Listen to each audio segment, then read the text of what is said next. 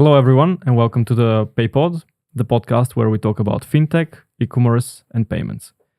I'm here with Svilen, my friend, and we're going to talk today about agentic payments in our episode 2. Yep, it's already episode 2. Hi, everybody. My name is Svilen. I've been in payments for close to 10 years now, primarily on the merchant side. And recently, I joined kind of the payment sales side.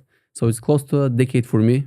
For you, Alex, it's 16 years. Yeah, about 16 years already in payments. It's been a journey. Okay, so today we're talking about agentic payments.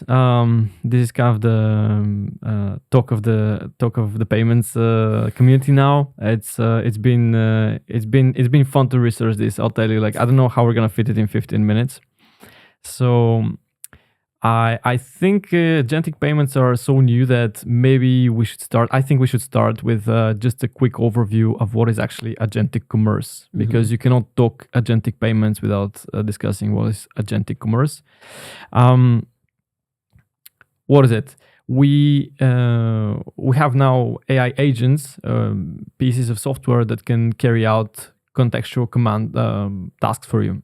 So we already know this launched in the US, but with GPT, you can ask ChatGPT to book for you flights, for example. So you're planning a business trip or a short holiday, and you say, "Hey, I would like to go to Vienna, and I need a 4-star hotel, and I need also transfers." So then GPT is going to research things for you. It's going to present a number of options, and then you select them and ultimately pay them.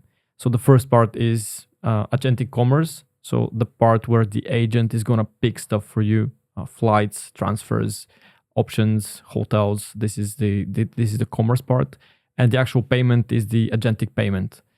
And here there's a number of interesting things which with the agentic commerce. Before we go into the payments, and I want to ask you a question. So, would you trust an agent, an agentic type of interaction, to pick your holiday tickets? Imagine just, and bear with me for a second here. The idea is, when you book flights, or this is me at least, I'm going to look for so many options, different airlines. Am I landing at the right time? Do I have a long layover? Do I like the airport that I'm going through? A number of these. And then, would you trust an agent to do this for you? To be honest, I still see that as a couple of years ahead. Maybe not right now, because it hasn't been proven. The model is currently being developed from what I've read and what I found out. So not right now, maybe in a couple of years, when you have a standard protocol, and when things can, because right now, from the way I see it, is if there is a mistake, who's gonna be blamed for that mistake? Yeah, this is one of the philosophies. Right now it feels so strange to me, to be honest, as a end user, as a consumer, because as you said, for me, it's like flights. I hate flying in the morning, for example. Yeah, there you go. Yeah, I like being on aisle seat. So I have a number of different requirements that I'll go and research, especially when I land, how I'm gonna get to the place I want to go. So it's a lot of stuff, but giving this the requirements that you need, the agent will learn that with time. But the payment side, the technicality behind the payment side, and what mandates are going to be used for the different confirmations within the payments flow, that's still, I'm not aware of how that will work, to be honest. Well, there's a few options here that we can go down. From what I've researched, there is 4 models at the moment defined. Well, not really defined, but let's say in thought leadership, they're already kind of forming. You have, first of all, you have the kind of the e-commerce part, and the agentic just delegates the payment. So meaning GPT or whatever you're using is gonna give you back the sneakers that you like, or the shirt, the flight, and then it's gonna say you can carry out the payment here, and then you go out and you do your payment with crypto, with card, with whatever you want. Then the second model is delegated. So what could that mean? At some point in the near future, GPT or any of the other tools would introduce a small widget in which it's going to pop up, it's going to be prompted. You're going to have the whatever details, payment details you have, your bank account or your card, and you're going to enter them. It's going to remember these details. It's going to tokenize them. And then when it comes to a new purchase, you're going to have to authorize the purchase, and it has the tokenized the model. The agent has your details, so they can carry out the purchase with consent from you. Now the question is exactly what you pointed out, like how do you gain that consent? And probably I think it's going to be some kind of a biometric, like what we're already doing for Apple Pay or something like this. But again, if you're on a laptop, how does it work? And then there's so many questions with this. It's not really about like there's nothing deterministic. It's about exploration at the moment. It's about like, can you figure out a UI and an experience that's going to be better than what you currently have? No, definitely. Something that you've mentioned, we discussed recently with you, was like big ticket purchase are made on big screens. And that's our generation. Yeah. Now with our kids' generation, everything's gonna be on the phone. We already see that. Yep. The only way my son knows how to pay these days is with my phone. So he connects like payment and phone, like money and phone. That's the way he just thinks right now. So I'm sure that in the next couple of years, like the big companies will think of how to create a user experience that will be so good that people will want to use it. We've seen that with Google Pay, Apple Pay, like all the tokenization that's happening nowadays. So I don't think Agentic Payments will be anything different. Like it will get there pretty soon. I'm pretty sure about that. But something that I've read was about the protocols that are currently being created and how like kind of different companies might want to create their own protocol, which for the long term, I don't think that's going to be ideal, because we need a protocol that's unified, that everybody can use. If everybody starts segregating and separating those protocols like Stripe and PayPal and Google, so on and so forth, I don't think that will, like, the adoption will be slowed down for sure.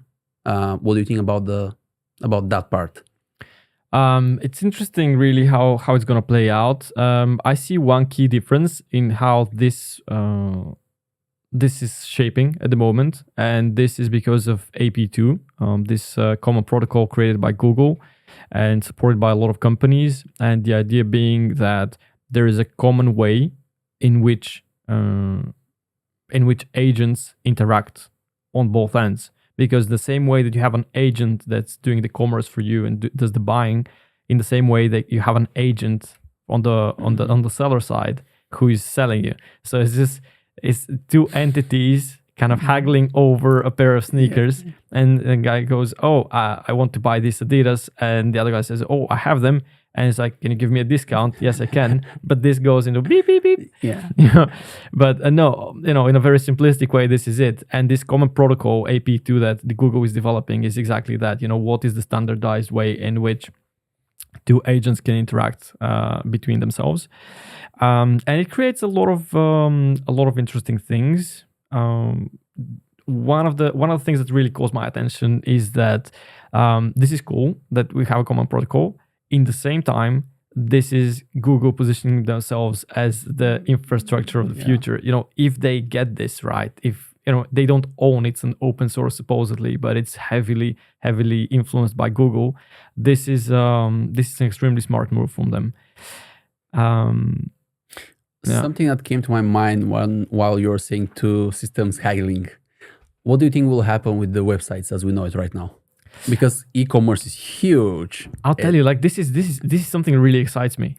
This is really something that is so exciting. So what you can do is, in order for the agent to view your website, they don't do it in the standard way that we view websites. So you don't go and actually view components of the website, like, oh, there is a blue button and there's a kind of this menu, and then if you click on the text, no, these agents, they read databases.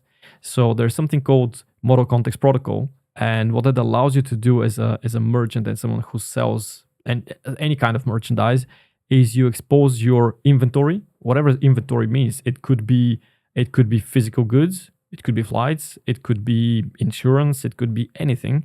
So you lay out your inventory, and then agents can scour through the internet very quickly, and they can find the right deal for the person that they're purchasing for. And what this allows you to do is you can kind of, if you optimize very well, this could be the next SEO, the search engine optimization. Because if you have a really good database and if you optimize it for agents to search through it, then you're already positioning yourself like this is the equal to being number one in Google. And this is going to come for sure. This is going to come. Maybe not tomorrow, as you said, maybe it's a couple of years down the line, but I think people and companies are going to start chasing up on this very, very quickly. I already see that happening actually. I was looking for some accessories for a camera, and I wanted to know. I immediately went to ChatGPT and asked, "That's my camera. Can you suggest a microphone for that camera and all the plugs that goes with it?" It immediately did that, and it redirected me to a couple of Bulgarian websites where I can actually purchase the camera. And on the URL, as you mentioned, like at the SEO part, the search engine optimization, at the end of the URL, you can see like ChatGPT referral XYZ. So companies already collect all that data and figure out, oh, that person came from ChatGPT. So I'm sure that there will be a whole new section of optimization online where websites will be optimized in a way where they can be shown on the LLMs, on those searches, and not on Google. Because to be honest, nowadays I'm searching less and less on Google. I find myself looking into Google less and less and more with ChatGPT. It's much more easier for me, to be honest. And that's a huge part of the agentic commerce and agentic payments that are coming with it. So it's extremely interesting to me. How will that develop in the next couple of years, and what might be next? What do you think?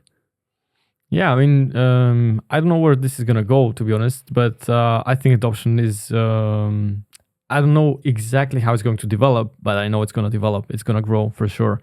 Although there is kind of a polarization, the adoption of AI models and LLMs, it's kind of really polarized. So there's this part of the population that uses them like zero, no interaction.